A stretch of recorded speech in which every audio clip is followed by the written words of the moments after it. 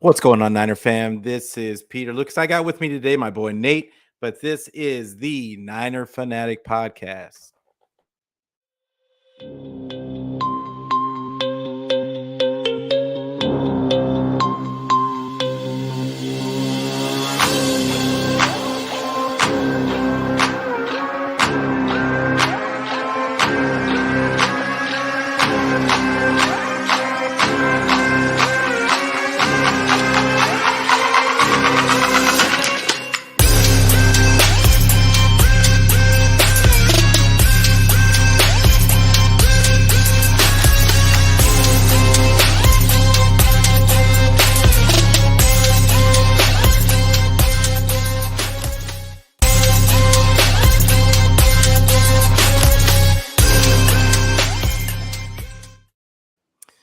Hey guys, what's going on? It is Peter Lucas. I got with me today Nate, Mr. No Social Media. And obviously he's part of the Fighting Mayfields. He is a Ram fan, and I know that this is kind of different for my for my group, knowing without us playing the Rams, but my boy Nate is probably the most level-headed Ram fan you will ever find on the planet. So I welcome him to the show. Appreciate you coming on, Nate. And we're gonna talk some pregame stuff today. Like, you guys had your game already this Thursday, so we're gonna get a little bit into that. We're gonna talk a little bit about the division, but why don't you tell them who you are and where you're at, and I don't know, have you gotten on social media again yet? No, I haven't dipped back into it. It could happen at some point, but right now I just haven't been. It's just kind of better for everything with what's going on with me right now, just to stay off of it. But yeah. Well, for those that haven't seen we usually do the Odd Couple podcast. If you haven't seen that one, my name's Nate. Me and Pete grew up together, kind of, sort of, went to junior high together. Mm-hmm. We got back in touch on social media, oddly enough, which I've abandoned. Yeah, we've known each other for 30-something years now, I guess. Yeah, you know, it's crazy. Facebook brought us back together, and we're both from the South Bay area of Los Angeles. Yep. He's out of state now. I'm still here. I live about 3 minutes from one of his old jobs.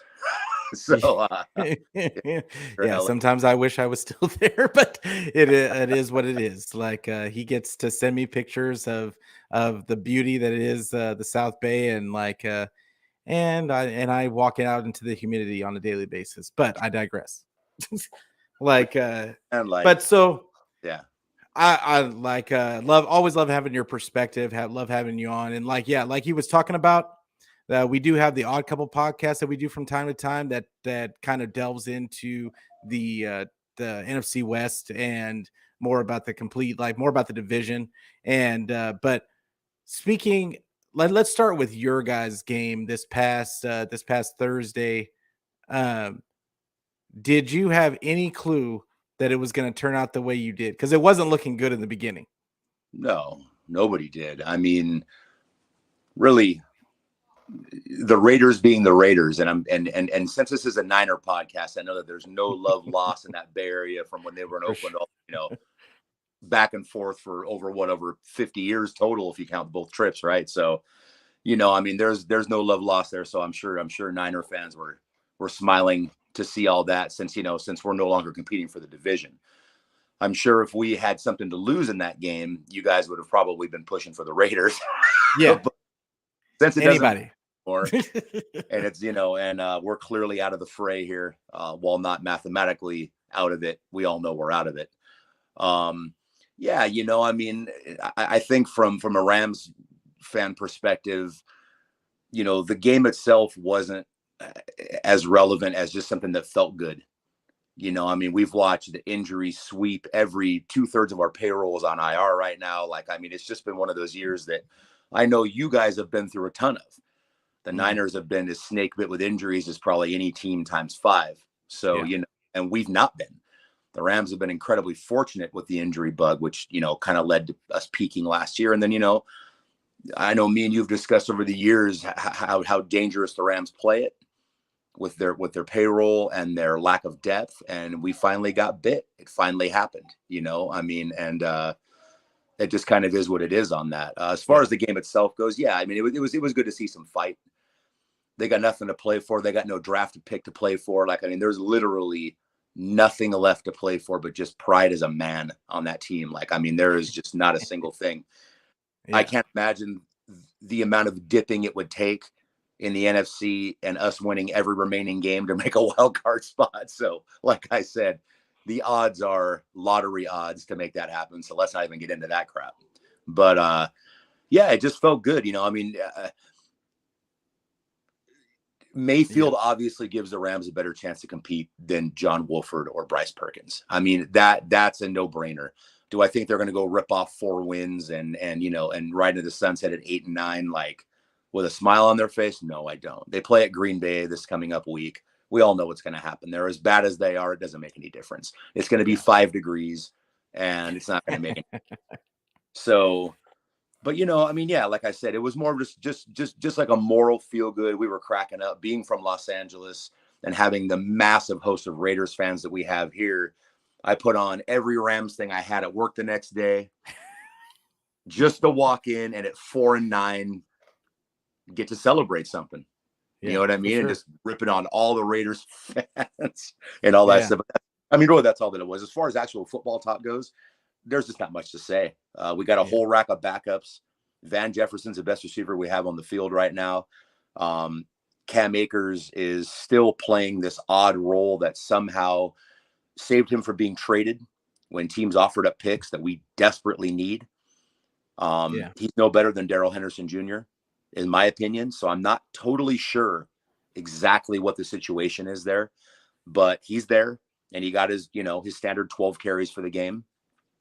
And defensively, you know, I mean, even without Donald, they've played well. EJ Gaines, our nose tackles at 10 sacks right now. This kid's having a hell of a year. Like, he's just kind of come out of nowhere. Wagner's playing great, although you'd never know it. You know, there's the defense has actually, I mean, if you go back to the Kansas City game last week, we stayed in that game for 2.5 quarters. You know, I mean, the offense just couldn't do a thing. The defense has actually played shockingly well.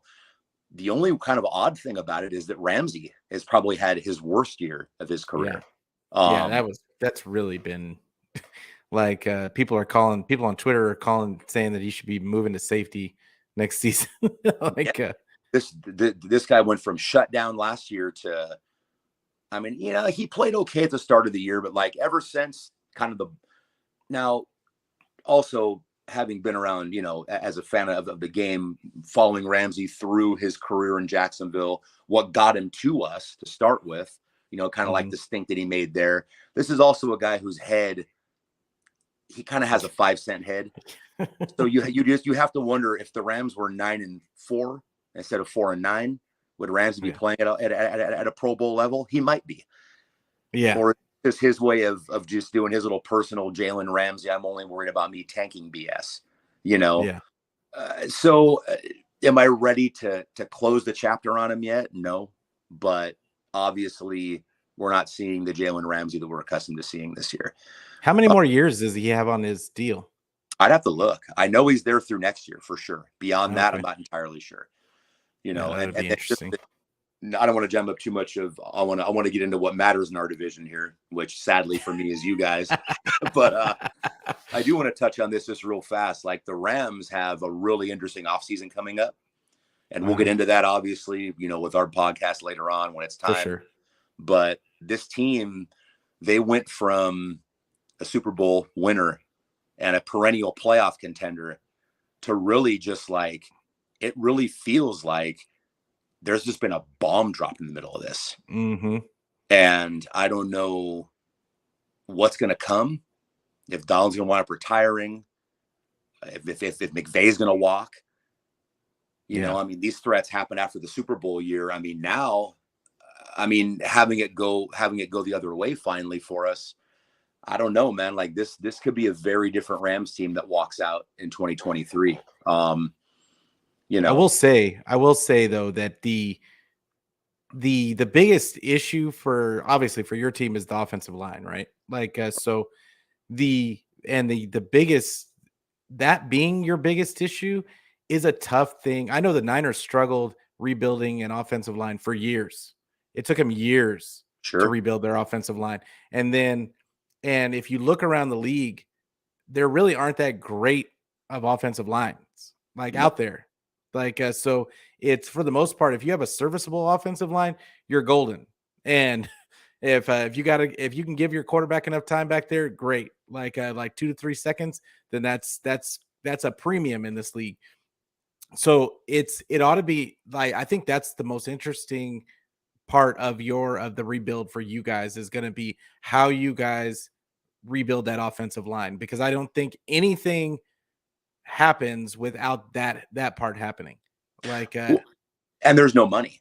I mean, it doesn't matter who yeah, comes to free agency. There's no money. Like, it's not like they're going to pluck somebody, you know, off the premium wire there. It's simply not going to happen. They're going to have to draft. We did draft a kid from Wisconsin this past year, and his name is escaping me right now. Because I didn't think about getting into this part of the podcast, but he was hurt at the start of the year. And yeah, I remember that. He could be, you know, I mean, leadership is everything too with offensive lines. And when we lost Witt, you know, even though he was probably just about a B+ offensive tackle realistically at that point, it was who he was. It was the pedigree that he had and his leadership. You know, that guy was a full tilt. He owned that line. Yeah. And without him and the injuries, you've just seen them. They're a train wreck. I mean, they're all over the map, you know, absolutely all over the map. Yeah. It is what it is. I really like, it's always fun when the Rams are good and the 49ers are good, just because of all the smack talking back and forth. And like, and especially like, I wish you were on Twitter to see like the all out civil war that it is like, and it's crazy. But like, I know like, and you spoke about it earlier. I know that Fortnite, like, how it is, you would have to be from South Bay to understand that, what the Raiders are to the South Bay. Like, people don't always understand, because the last place they were was in Oakland, but people forget that they were in LA for a long time. And I would say there might be more LA Raider fans than anything. Like, so it's I know that game had to be, I don't know, I didn't look at the stands, but it probably was half and half again. No, Pete, it was 3/4 silver and black. It sounded like really?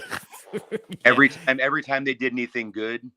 I mean, dude, Rams fans, look, and again, born and raised LA guy. I'm a Rams fan from before they left for St. Louis, during St. Louis, and back, because we're old enough to be those guys, obviously. Yeah. So people have to realize Los Angeles fans, period.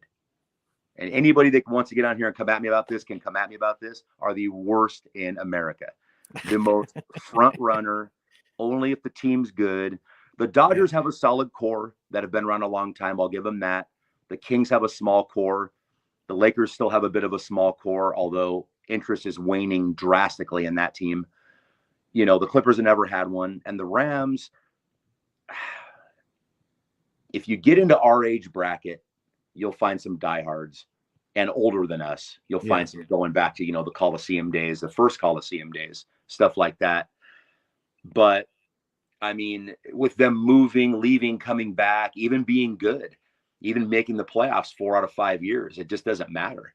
It doesn't make if you go to a Rams game and they're playing a popular team, you're 50-50 at best. Yeah. You guys, the Raiders, the Packers, you're going to get over half visiting. You're going to have the Rams doing a silent count in their own stadium. It's so funny, like, because LA is such a huge, I think the underrated part about LA, the LA area, is that there's just so much diversity, because you've got all these transplants from everywhere. I don't care how many people have left the state. Like, the reality is there's just as many coming in. Sure. And constantly. And you get people from everywhere, because as soon as they're able to afford it, where are they going? They're going to California. And it's so you've got your Green Bay fans, you got your Dallas Cowboy fans, you got all the NFL just kind of mixed together in there. So it's, I think that's part of the reason why you guys struggle to like blue and yellow out your stadium. It's I think that's an aspect of it. That there's not just one kind of fan base there, but yeah, I like I'm really excited. I want to get to the game because I don't want to make this a long podcast, but and Yeah. I'm sure we'll talk about a lot of that when we do our own. But so this game, big game it's always a big game for the 49ers in my opinion. But the big story of this game is Brock Purdy and the fact that he came in last week and he looked good enough to where all of the tape guys on Twitter, all the tape guys and the tape guys on YouTube had to break down his tape to see why he looked as good as he did. They brought back his college tape and all of it. And I loved every second of it. Got And some good some Iowa State tape going there, huh? Oh my God. It was all over. It was all over Twitter and YouTube and Instagram, everywhere. And but what we got a chance to see was this kid. I mean, he was a 4-year starter at Iowa State. And he was good enough that JT O'Sullivan, who everybody needs to go out and check out the QB School on YouTube. That it is a great show. And but he was during when Brock Purdy got drafted, he did a show about Brock Purdy and broke down his tape, and it looked the same as when he was playing for the 49ers last Sunday. Like it's just he's a level-headed kid that knows where he's supposed to be, knows where the ball's supposed to go. He's not going to wow you with a bunch of measurables. But that's not all there is to football, and that's not all there is to the NFL. That's why the Brady story is so huge, is because the guy was a 6th round pick, and he wasn't supposed to be where he's at. Sure. So it's and not saying let's get this straight. Not saying that Brock Purdy is like anywhere near that trajectory, but we're happy that he won last game. But a lot of people are looking at him as a guy that could possibly lead us into the playoffs because of his pedigree and because of the way that he plays. It's not, he just doesn't look like a rookie out there. And it's funny because this is the thing. Tampa Bay is going to show him something completely different than what he saw in last week.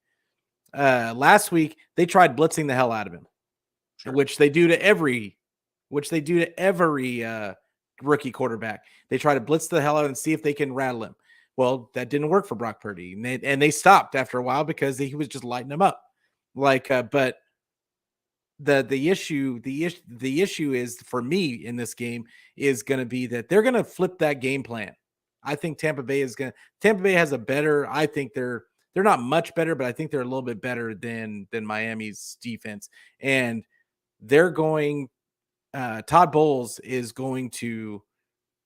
think he's going to mix his coverages up. He's going to try and disguise his coverages a lot and see if this kid is actually what we think he is, and can read those defenses. We know that he's going to go with his pre-snap reads.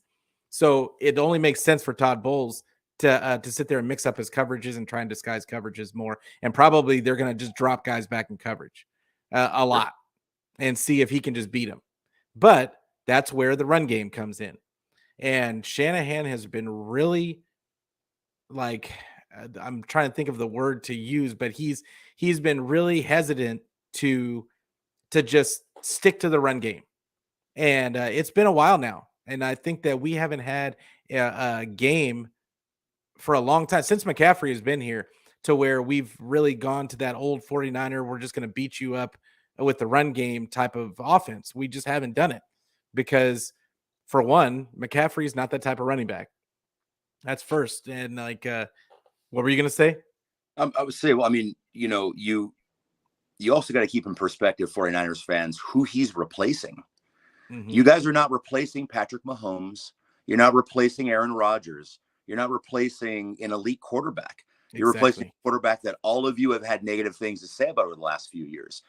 He's replacing a quarterback that all of you have wanted to So remember, the Niners are based around smart quarterback play, not elite quarterback play. You guys are defense and doing what you have to do on offense, which is why I think Purdy could be the perfect guy for you to replace him.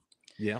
Like, I mean, really, like, again, like, yeah, look, if you're KC and you're replacing Mahomes, you're going, fuck, like, how are we going to do this, or a team that's so heavily quarterback reliant, but the Niners are not. You guys have got the two, when healthy, the best Swiss Army running back in the league, when he can stay healthy. Mm-hmm. You have, God knows, the best Swiss Army wide receiver in the league. And you don't have to do those. You don't have to throw for 350 yards. You don't have to do that. You don't need to do that. And your defense is going to carry you, and you're going to do what you're doing. So yeah, I mean, I really think that Purdy is a perfect guy to come in, a smart workman quarterback who can make the right decisions. Mm-hmm. And yeah, of course the NFL is going to mess with them. Of course they're going to throw different game plans, and of course they're going to test this kid out. But remember, you only need him for half a season. Yeah. Because we've all seen this. We've seen quarterbacks come in and play great for 8, 9, 10 games, go on a run. Then the next year, the NFL catches up to them and they flame out. We've seen the Nick Foles. We've seen all this crap happen, right? Yep. But right now you're worried about 2022. Exactly. So nobody knows anything about this kid, and it's kind of happening at the right time. I mean, because me and you've discussed Jimmy G was probably going to cost you in the playoffs anyways. Yeah. So why not take the horses you got and put a new kid in there and see what he's got, man? Like, I mean, really, like, I think this could wind up being, as much as it hurts me to say it, this could wind up being a really, really good thing for you. I mean, in the end, I mean, taking the great pieces you've already got and kind of throwing an unknown puzzle piece in it. I mean, we don't know what's going to rattle Purdy yet. We don't know how this kid's going to react in the stretch, how he's going to play, outdoors in the playoffs in Philly. You don't know that stuff yet. And I think maybe having that kind of unknown commodity might actually play well for you guys. And I love that you mentioned that this is only till the end of the season, because a lot of people are getting caught up with, oh, well, what if he wins the Super Bowl? What if he just looks so good that they can't? No, this is Trey Lance's team. Like, they invested way too much in Trey Lance, like, for this to be anything other than Trey Lance's team. And people are going to say, oh, well, he hasn't shown. Okay, well, there's not a big enough sample size to say that he's not going to be this, that, or the third. And also, a huge point is that they don't use Trey. They haven't, up to this point, they haven't used Trey Lance the way that they use Brock Purdy, the way that they use Jimmy Garoppolo, because those guys can't run the ball. And I would say, and this might be a controversial take for 49er fans, I don't think that Trey Lance can run the ball, to be honest. I think that if you watch him with the QB run plays that they give him, he doesn't look comfortable. He doesn't look comfortable. He's not a running style type of guy. He's one of those guys that has the athleticism to get out of the pocket and get out of trouble, but that's not his game is not designed runs. And I know that he did some of that in North Dakota State. Like, but it's a different beast when you're in the league, and these guys, you have to have a certain level of speed. The only guys that do it on a regular basis have a certain level of speed, have a certain level of running back ability. Like, and that, I don't see that running back ability with Trey. No. I know that he has some speed, but I think he wants to be a pocket passer. And if he needs to get out of trouble, he needs to get out of trouble, and he can use his athleticism to do that. But I just think that we all need to pump the brakes. I fully support Purdy for the rest of this season, and I think that he absolutely has a lot of good traits that we can build on to get us through this season and get us as far as we possibly can. Do I think that we're going to win the Super Bowl? It's a long shot. I would say it's a long shot, in my opinion, but I'm not against it. And like, I would love to see. I'm riding the train as long as the train keeps going. I'm here till the wheels fall off. So it's I like what I saw from him last week, and now it's the next chapter is about to start. But what I don't want to see is, and I mentioned it on Twitter today, is what I don't want to see is we heaped all of this expectation on him this week, and then if he doesn't have the greatest of games this week, now all of a sudden, oh, we absolutely have to go out and get somebody, and Josh Johnson's not going to be enough, and Trey's got to come back, and all the other stuff, all the ridiculous storylines, and we just jump from one side to the other every 2 seconds. That's what they're going to be saying on ESPN. But luckily for all of you out there, I'm not beholden to just trying to make clickbait. But I think that he should be. I just think that they need to ride it out because he's going to have some ups and downs, and it's going to happen. So just be prepared prepare yourselves as fans for it, and just understand that he's the best option, I would say, for the rest of this season. If neither one of those guys can come back, because he's the only one that's been in the offense the whole year. Because people are saying, oh, well, nobody's ever won a Super Bowl with a rookie quarterback and like all the other stuff. Okay, well, nobody's ever won a Super Bowl with somebody they picked up in week 14 either. So yeah, yeah. Why not? Like I said, you guys got to take into perspective who you were replacing, and just for a second, touching on Trey, I agree with you 100%. He definitely is not in that Murray, Jackson, Fields, Hurts category. He has functional speed. He's more of like a Joe Burrow. I'm not putting him in that class because I think Joe Burrow is a hell of a quarterback and Lance has a lot to prove to get there. But I'm just saying, like, that functional speed, he can make the run. He can get you that first down on 3rd and 5 when the play breaks down, but he's not going to set your rushing stats on fire. It's not going to happen. It's simply not going to happen. You see it. Yeah. I see it. There's a lot of people that see it. It's up to Shanny to see it. And it really weirds me out that he didn't see it. To me, it's just weird. You see him on a daily basis and you can't see. I get that you wanted to do this, but it's obvious from just the preseason games that he tried to implement that stuff that it didn't look right. It just didn't look right. Shanahan, much like our coach, for all of their youthful genius, gets a little frozen in the game plan. Yeah. They're both guilty of it. Now, I know that Shanahan clearly owns McVay right now and everything and all that good stuff, but that isn't what we're getting into. We're getting into like functional football heading forward. Exactly. I love that term, functional football, because he's anti. Yeah, he gets a little frozen in it. And his dad did too. You look at those Denver teams, for all the winning he did, Mike Shanahan would get a little stuck, and he had a lot of success, won a couple Super Bowls and all that stuff, but I mean, he would get a little stuck, and the Niners definitely are guilty of that on offense. And I understand he's probably felt a little bit hamstringed by his quarterback situation, but and kind of your revolving door at running back. Yeah. It seems like every time you guys have a guy play well, he's gone. He's just gone. Like he's gone. He's gone. He's like, Jesus, dude.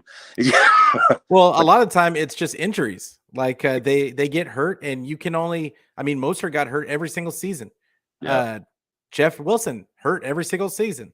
Every running back that we've ever had has been hurt since Shanahan's been here, and or had fumbling issues like Breida. Boy. So like, I mean, but this is, and that's why they continuously have a revolving door. But at the same time, we've got a guy in Jordan Mason, like right now, that the fan base has been begging to get on the field for at least 10 to 15 carries for forever, since the season started. And it's just like Shanny's he has his mind made up about what his game, like you said, what his game plan wants to be, and that is what it's going to be. And it makes us upset. It maddens the fan base, to no end. But to his credit, he finds ways to win. It's just not in the ways that we feel like he makes it too difficult a lot of the time. But it is. I do want to get to this game Yeah, 100%. Because we got because we got about 5 or 10 minutes left. But so Tampa Bay, they've got Brady, and who I don't care what anybody says, he's still a top tier quarterback. I think his issues this season, because the offense just hasn't been there. But I think it's more has to do with his offensive line than anything. He just hasn't had the time to throw. And I mean, you have to have protection for your guys to get deep, like he wants to throw it. And they're just not giving him enough time. And so now he's stuck playing dink and dunk, and teams are just zeroing in on that. This is probably the worst possible defense that he could be going up against in the 49ers, because they did say that Bosa, and I'm going to get into the injury report in a minute, but they did say that Bosa will be playing. So all the people that were scared that he wasn't going to play, he will be playing. This defensive line and Eric Armstead is back, and I mentioned it on my last show. Eric Armstead is going to be a huge key to this game, because what does Brady like to do? He likes to step up in the pocket and let those defensive ends fly around him. So it's going to be imperative for Eric Armstead to put pressure up the middle, to not allow him to step up in the pocket. And I'm hoping I haven't been a fan, as much as I love DeMeco Ryans. I haven't been a fan of the way that they put their defensive linemen, the stance the formation that they put them in, like where they put all three to one side and they put one to the other. I don't even know what to call that. But it's to me, it's just I liked the wide nine. As much as we kind of struggled against the run, I felt like when they had the wide nine, it really worked for with the linebackers that we had. But I think that this is the worst possible defense, because we're going to get pressure and we're only going to rush for the most part. I don't think DeMeco blitzes Brady a whole lot, and I don't think he's going to have to. But what do you think? What do you think of the keys to against Brady and the 49ers defense, like kind of matching up against him? You're 100% dead on with the offensive line thing. I watched our game against them, in which we should have won. I watched this game against the Saints, which the Saints should have won. I think you guys are going to beat these guys going away. I mean, I don't think it's going to be close by the third quarter. I really do. Look, Evans is still there. Godwin's still there. They got Fournette. They still have some guys on that offense, but the line has been horrific. I mean, horrific. And I know that offensive line play, don't I, Pete? Yeah. So, and watching him play was like watching us play early on. Like, he's just getting killed back there. He can't get comfortable. He can't get into his throws. He can't get Evans deep. He can't get Godwin deep. Like, all the things that made that Bucs offense the Bucs offense have died with this offensive line. And I think you guys are just going to do what you do. And I think what Ryans is doing, and I've watched a bit of the Niners ball this year, besides us. I think he's just attacking weaknesses. The offensive lines, like we've been talking about, have been so torn up in the NFL this year that he's just getting all the pressure where he feels he knows he's got the horses to get there. He knows he has the guys that can get there quick. So he's just overloading the weakest points. And you're right. If it doesn't work, it does leave a massive hole somewhere else. It does set up the screen very well. It sets up, an audible to a run away, it's like a stretch, something like that. It does lead to those things on occasion, but I just think that he's game planning the weak points in those lines. And I know it damn well worked against us. Yeah. And I really don't think you guys are even going to be tested heavily in this game. I think you're going to beat the hell out of Brady, as long as you don't melt down on offense. But again, look at the Bucs defense. Yeah, White and Levante are still there, but that front seven's been beat up. Shaq Barrett's done, right? Isn't he out for the year? I want to say that he is. Their ace pass rusher's out. Again, watching us play them, we just sort of self-destructed, but there was nothing special happening there. Winfield's been in and out with the injuries. They're weak at corner. I mean, really, as long as you guys don't get too hooked on being in the middle of the field where all the talent of that defense is, I think if you guys test the edges, I think if you guys suck White and Levante in with play action, do those things, set up Purdy in the right way, it's going to be a walkthrough. I mean, I really, really believe that. And I could be wrong if I want to be in a dogfight. You know the NFL, man. It can all look a certain way and go totally the opposite way. But for sure. I don't think go ahead. About Brady in the fourth quarter. I just don't see it. Yeah, that's the thing is I would love to see them go up early. And this is something that Shanny has struggled with throughout this season. But I want to see them get a lead early, and I want to see them maintain it and put the gas pedal on and not just stop going at, because that's the thing about Brady is they showed last week, you just can't get up 2 scores and then get complacent. No, because that's not enough. It's not enough. At any moment, like if your defense gets, like I said, gets complacent and they just start playing prevent, he's going to carve you up.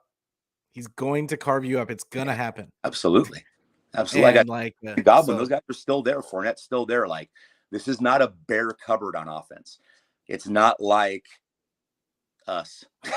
It's a little different. Like, there's Pro Bowl talent. There's big money talent still on that offense right now. So you've got to, but again, like you said, the line, like we were touching on, the line play has been so bad that, you guys just go in and do your thing, man. And if the Niners go in there and play the defense they can play, and they just get running buck wild on them, I don't see this being a problem win at all. And of course, like you said, there is the concern about Purdy game 2, how it all works, but I'm sure that he's got a game plan, getting Debo the ball in space short. He's going to get, Christian McCaffrey rocking and rolling short in the passing game and the running game, and just giving him, and of course you got Kittle, which kind of seems to be like the forgotten man for you guys right now. Like, just don't hear about George Kittle anymore. Like, you would always hear about him and Kels and Waller, and like, because me and you always touch on that on that tight end conversation, and like I always put Kittle right there. But this year, he's been quiet. Again, I haven't watched every down of every game, but it's definitely been a quiet year for him. I would say this: he isn't getting open as much, but also, a bigger issue is that for Kittle, at least, is that they felt the need to he has to stay in for pass protection. Like, especially early on in the season, he was staying in for pass protection, and it's just but I feel like the last few weeks, like they've been putting in last week he only had like 2 catches, but the couple of weeks before that they were obviously trying to get him involved in the offense, and he was getting open. The other piece of the puzzle is there's only so many balls to go around when you don't have a guy like one of the top quarterbacks to sling it around and throw the ball 40 times a game. It's we're only going to throw the ball. We should only be throwing it 25 to 30 times. Now, granted, Purdy got 37 attempts last week, but you got Brandon Ayuk emerging this season. You've got Debo on the team. You got Christian McCaffrey now, who had the most receptions out of everybody last week. Like he had 8. So that's going to take a chunk out of your targets. So it's just a wealth of riches, I think, more so. And then you got Juwan Jennings, who, of course, I would hate to not mention him. He's been huge on third down. But I would just say that it's just so many there's just so many weapons on this squad, and which is another reason why fans get so upset and get so frustrated with Shanny and his play call, and the fact that we don't score a ton of points. We just don't. And he trusts his defense.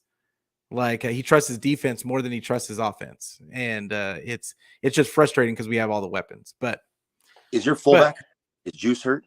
No. He's been there. Bro. He should have him in there in pass pro and let Kittle run wild, dude.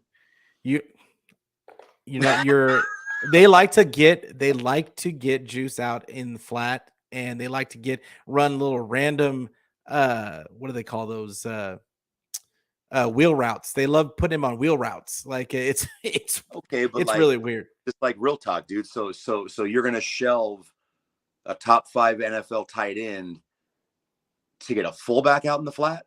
Yeah. I'm a little confused, bro. Like it's another one of those situations. It's another one of those situations where what did we talk about earlier? Functional football. Functional football. Shanahan is anti-functional football. He thinks he wants to zig when everybody thinks he's gonna zag, and that is his style. And he thinks that he's the smartest guy in the room. That's why when it's an obvious, it's a 3rd and 1, and he's got this huge 220-pound running back in Jordan Mason, he's gonna do a random reverse with juice, and then we end up losing a yard. And that's Shanny in a nutshell. Is he does thing when it's not necessary. Yeah. Sometimes you can just run out of the I formation and just run directly into the middle. And then there's times when he runs into the middle and we say, okay, well, why didn't we go outside zone? He loves going up the middle with CMC for some reason. I don't know what that's all about. But but yeah, we could be here all day talking about the Shanahan, the things about his game.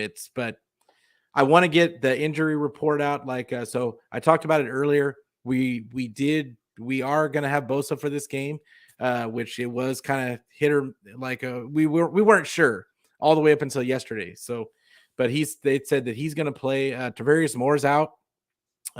Hassan Ridgeway is out, which is a huge hit against for our running against the run, because he had been doing so well. And then you've also got, of course, Elijah Mitchell out. The usuals out. Other than that, we're pretty. I mean, we still have a lot of guys that are out for the season, but for the most part, the guys that we've been playing with are playing this week, except for Hassan Ridgeway, and Tavarius Moore was really a backup anyway.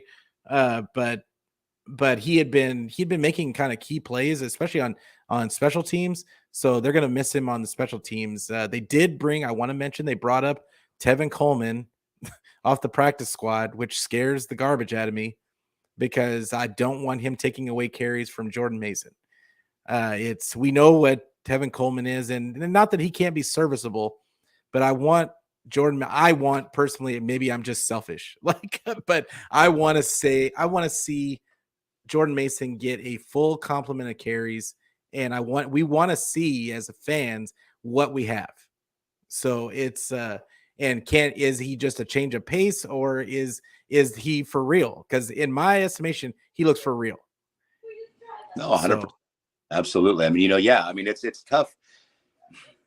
It's tough to be 8-4 and trying to make a playoff run and be prospecting spots still, and trying to look at, this is the part of the year where you hope you have, barring of course catastrophic injuries, a very, very set plan moving forward at 8-4.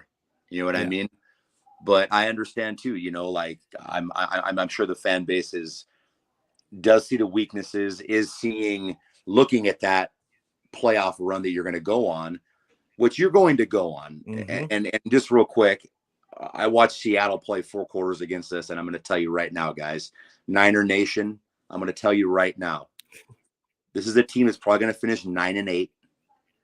Seattle they're a great story. Yeah. From how we thought they were going to be to what they actually are, but nobody's afraid of them. Nobody's afraid now. Actually seeing them down the stretch, no one's afraid. I mean, really, this is not a team that's going to make a playoff run. It's not going to happen. That's how I see them too. I see them the exact same way. And people are still scared of going, as Niner fans, we're just broken. And we're used to going to Seattle and just losing. And it's, but I just think that the 49ers are just so much more complete of a team. And not to say that they can't be beat, but I just think that we saw at the first game, our first matchup against them, how overmatched they actually were against the 49ers. And it was, I think that they have a lot of good pieces to build on, though. I don't think that they're going to be, I think if they do make the playoffs this year, I would not be surprised by them building on top of it for next season. Because I'm surprised at how well that they did. That running back that they got, Kenneth Walker, is a beast. Oof. Yeah. Oof. He's a monster, man. No, for sure. And I want to make real quick before you get to I want to make sure that I don't go through this whole show without mentioning all the people that are in the comments. I really appreciate all you guys coming out. Kelts, Niner Sickness, Raphael 562, big up Long Beach. You know, I always do that when you come on. The Jesus, Rachel, Damian, Bryant. I appreciate all you guys coming in and getting your takes off. So, but yeah, go ahead. I was going to say, moving forward, man, you know, you're obviously going to host a wild card game. Those, I mean, barring, well, I don't know. Philly looks pretty locked into a, you know, to the number 1 seed. Watching them this morning for a while. Mm-hmm. And I think Hurts is really real. I'm becoming more, I know just a few weeks ago we talked about, I don't trust him in the playoffs, yada, yada, yada. This kid can play, Pete. If you really get into watching him play, this kid can play. And I don't trust Minnesota still. Although they're uber I'm talented, right there with you. God. But it's like, I mean, you know, they got talent coming out there. That offense is ridiculous. Yes. But it's still Kirk Cousins. It's still Kirk Cousins, which is the exact I feel like he's a little bit better of a Jimmy G. And yeah. It is what it is. But that's the only thing is you guys are going to probably having to do most of this on the road. You know, I mean, and that's going to be, you know, Dallas is getting hot. Obviously, we don't have time to get into all that right now, but I mean, just looking forward, you guys are going to make it. You're going to win the West. I think that's a no-brainer. You're going to host a wild card game at home minimum. I think the number 2 seed is still up for grabs, man. I mean, it's there, but yeah, Minnesota's working with a little bit more. You guys are going to have to probably fight and scrap a little bit harder to get through the rest of your season, you know, bringing the rookie along. But, you know, I mean, I would say you guys will probably go 11-6, probably something like that. Man, that would be huge with the fact that we're on our 3rd string quarterback and if we get 11 wins, that's a huge accomplishment. Like me and my buddy were talking the other day about how the Patriots missed the playoffs getting 11 wins. And now it's just like, if you get 10, it's you're going to the playoffs in today's NFL. Well, but you have that division crown thing to lay on. I mean, that's so true. You know that if you win the West, you're getting a home wild card game. You know that. Doesn't matter if you go 8-9. As long as you win the West, you're getting that home wild card game. And then it just goes from there. You know what I mean? Yeah. So you just got to get in the door. Getting in the door is all that really matters in the playoffs. You know, I mean, again, you know, like we touched on, that there are talented teams in the NFC, but there's not that incumbent team where you're going, oh man, Green Bay's down, Tampa's down. The teams that are good, while I am becoming more of a Philly believer as I go, Minnesota still got Cousins, Dallas still got Dak. You know, I there's just things to not trust. So for sure. I don't know, man. We'll see how it all goes. But yeah, today, you guys, I would say I'll go 27-13 Niners. Ooh. Like I am going, honestly, I'm going 21-17. I think it's going to be close. Yeah. Like I think that it's going to be close. I just think that I'm just erring on the side of caution with Purdy. And I'm going to give that we can score 21 points. And I'm giving Brady 2 fluke touchdowns and a field goal. I'm kind of laying on some Brady mistakes today. That's why I'm giving you a little bit more of a bump. Man, it would be, and you know, Brady's my guy. Like I love Brady, and I know that a lot of Niner fans hate him, but like Brady, you know, go blue. Like it is what it is. Boy. Like, but it would make my year to beat Brady, and beat him handily. That would be great. So, but. We're going to get out of here, but yeah, like, I appreciate you coming on today, Nate. Like, I know you're a busy man and yeah, you don't even have time for social media. So it's,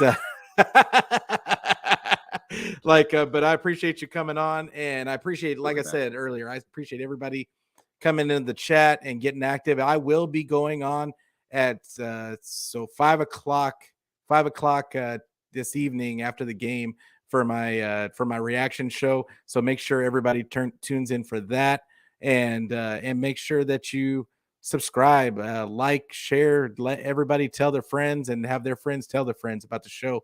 Like I said, I appreciate all the guys in the comments and all my guys, Niner Sickness, Celts, Brandon, Forever Faithful. Appreciate you guys.